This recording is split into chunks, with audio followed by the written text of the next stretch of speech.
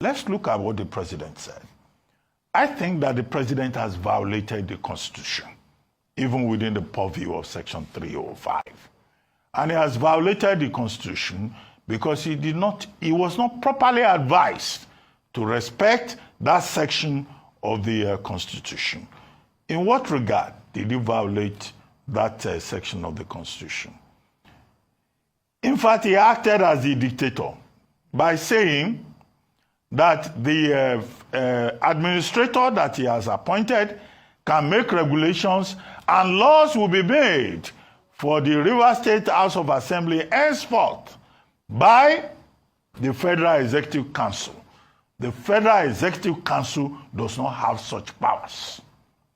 Section 11 of the same Constitution says that, look, when there is a state of emergency, it's only the National Assembly that can make laws for a state House of Assembly. Now, President Tinubu has appropriated unto himself the powers to make laws for the Rivers State House of Assembly. That's an impeachable offense. I don't know whether the National Assembly will have the courage either to reject his gazetted proclamation or to proceed on an issue of impeachment against him for violating the Constitution of the Federal Republic of Nigeria. Now, the other relevant portion of the Constitution is Section 188. Section 188 of the Constitution spells out how a governor can be removed from office. A governor cannot be removed from office by the proclamation of the President of Nigeria. It can only be removed if there is gross misconduct, as put as an allegation by the House of Assembly, and then the CJ is advised to form a panel of reasonable people, people of distinguished qualities in the state. And if that panel now decides, within the purview of Section 188, that those allegations are wrong, that puts an end to that process. The president has not followed that.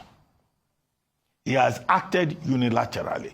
Section 1, subsection 2 of the same Constitution says that this country, called Nigeria, cannot be governed except by the provisions of the Constitution.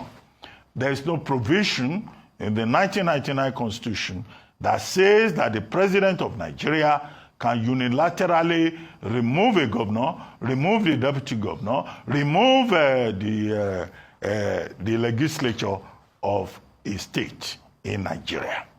So that proves that this is a violation of the Constitution. I go to the third leg of my analysis, which is to say that who advised the president? The people who advise the president must be called to order. Lateef Fagbemi, SAN, is a very distinguished lawyer. I don't understand how Lateef Fagbemi, SAN, arrived at this advice. And I also say that retired Vice Admiral Ibokete Ibas, if he's a patriot and a citizen, he must reject this appointment, making him sole administrator of Rivers State, because it is a wrong appointment and his own integrity has been called to order. Whatever may be the motivations, he must act as a citizen and issue a statement forthwith to say that he will not be party to the violation of the Constitution. Now, what argument are they putting up? It has been said that, Obasanjo did this when he was president. After all, he removed Dariye in Plateau, he removed Fayose in Ekiti. Look, at that time, Akinolu Jimi, SAN, who was Attorney General, was relying, I think, on the 1960 Constitution. The explanation that he offered, that the 1960 Constitution and the emergency, the Declaration of State Emergency Act of 1961, allowed the federal government to remove a governor or remove a legislature. Now, it was wrong. Because at the time he was making that statement, with due respect, the operative law in Nigeria was, either the 1999 Constitution. So Akinolujimi saying it was 1960 Constitution, 1961 Declaration of Emergency Act, was just using political expediency to justify the illegality that President Obasanjo engaged in. And people who are quoting the Obasanjo president must realize that an armed robber cannot say that because one armed robber got away with it, so you also have a right to commit armed robbery. That is wrong. The second point that I would like to make, again with due respect, is that people have been referring to the Jonathan period, that Jonathan declared a state of emergency in about 3 states of the Federation, Adamawa, Borno, I think Yobe. Now, that argument has been settled by Mohammed Bello Adoke, who was Attorney General of that time, in his book, The Burden of Service. I don't remember the specific pages. But as a reviewer of that book, I reviewed that book on the back page of this.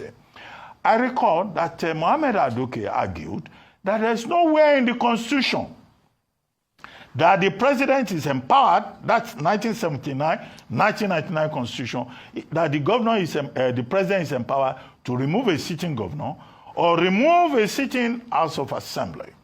And that was why under President Jonathan, no governor was removed, no deputy governor was removed, no state House of Assembly was sacked, no local government chairman was even removed in those 3 states. So the people who are just making argument about president, they are speaking out of ignorance. And I recommend Adoke's book for them to find that explanation.